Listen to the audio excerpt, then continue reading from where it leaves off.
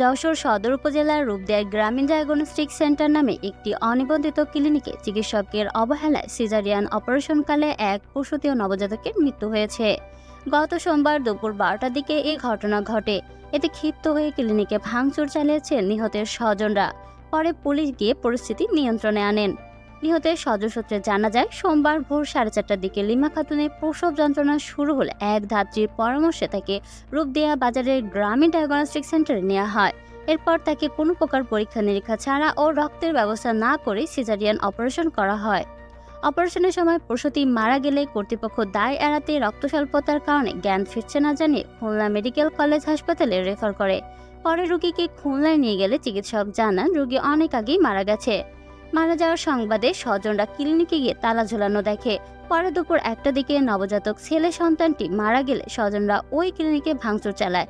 খবর পেয়ে পুলিশ গিয়ে পরিস্থিতি নিয়ন্ত্রণে নেয়।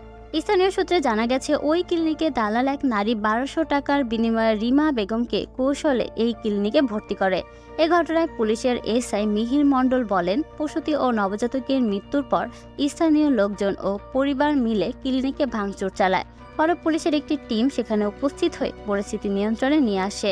পরিবার যেহেতু ভুল চিকিৎসায় মৃত্যুর অভিযোগ করছে, সেহেতু লাশ উদ্ধার করে আমরা ময়নাতদন্তের জন্য যশোর জেনারেল হাসপাতালে মর্গে পাঠিয়েছি। উপযুক্ত প্রমাণ পেলে দোষীদের আইনের আওতায় এনে শাস্তির ব্যবস্থা করা হবে। দর্শক, ভিডিওটিতে একটি লাইক ও শেয়ার করে আপনার মূল্যবান মতামত কমেন্টে জানাতে পারেন। আর চ্যানেলটি ভালো লাগলে সাবস্ক্রাইব করে পাশে থাকবেন। ধন্যবাদ।